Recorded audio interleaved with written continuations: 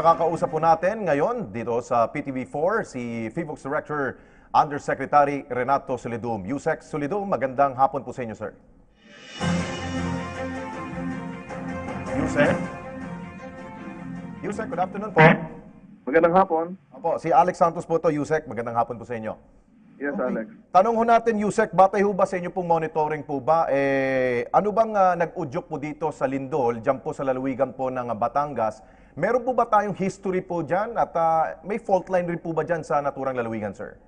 Meron po tayong mga maliliit na paglindol dyan sa may Tingloy area. At ito ay common, no? Karamihan maliliit. At palagay ko, itong fault na kumilos ay posibleng parte o branch ng tinatawag naming lubang fault.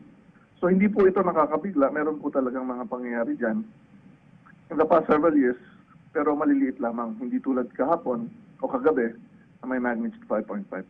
So ibig sabihin, kung i-base natin sa history, sir, hindi lumalampas po ng 5.5 ang lindol po dyan nangyari sa Tingloy po? In recent years, hindi po masyadong ano yan.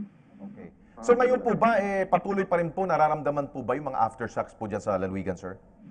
Meron pa pong aftershock, past 12, meron po mga intensity 1 to intensity 2 na nararamdaman. That continue within this week o mag-taper off yan mga late in this today po? Parang ganun po ba, Yusek? Well, hindi natin masisigurado. Sa ngayon kasi marami pa rin na re-record ang ating instrumento. So tingnan na lang po natin. Ang importante, yung mga maliliit, hindi naman nakakasira yan. Kailangan lang paghandaan yung malalakas na lindol na dapat yung ating mga kababayan ay parating handa. So ang suggestion ko, tingnan nila kung ano yung mga gamit sa bahay na pwedeng itali sa dingding at yung mga mabibigat na bagay ilagay sa pinakamababang parte ng mga cabinet. Kung may mga babasagin o mahuhulog sa mga kanilang tulugan ay tanggalin upang mas likas sila kapag may malakas na pagyanig. Wala po bang abiso ho ang FIVOX na doon po sa mga nakatira ho sa lugar na yan, wag muna hong tirhan yung kanila pong mga tahanan o pwede naman pong magstay po sila doon, sir? As long as wala pong sira yung kanilang mga bahay, pwede silang tumira. Wala man pong pinagbabawal na gano'n. Ibig sabihin, kung walang sira ang kanilang bahay after the magnitude 5.5 earthquake, kasi hindi tayo nag-expect na may epekto yung mas maliit pa. Ito'y madalas pong tinatanong po ng lalong-lalo po yung mga taga Metro Manila. Ito po ba'y may kinalaman po sa sinasabi pong the big one, sir? Wala pong kinalaman. Ang pagkilos po doon sa Batangas, sa West Valley Fault, na posibleng maging sanhi ng isang magnitude 7.2 na earthquake. So, wala pong relasyon.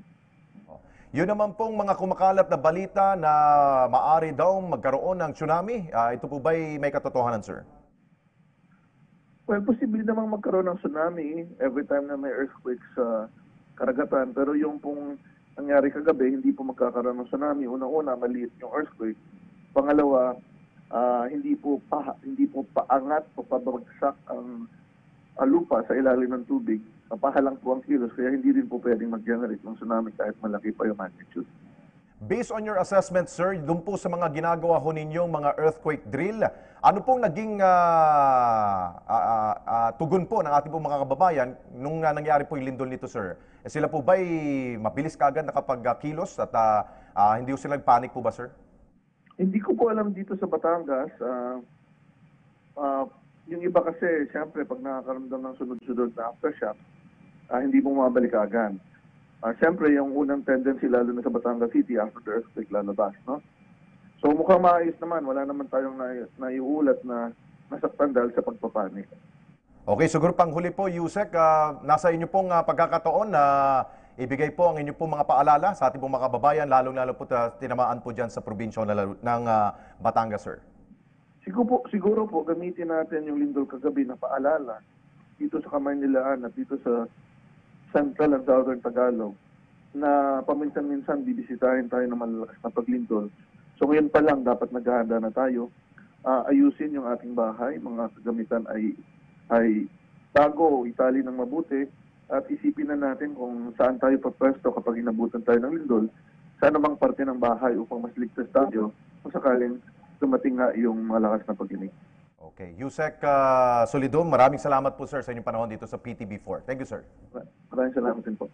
Si FIVOX Director Undersecretary Renato Solidum.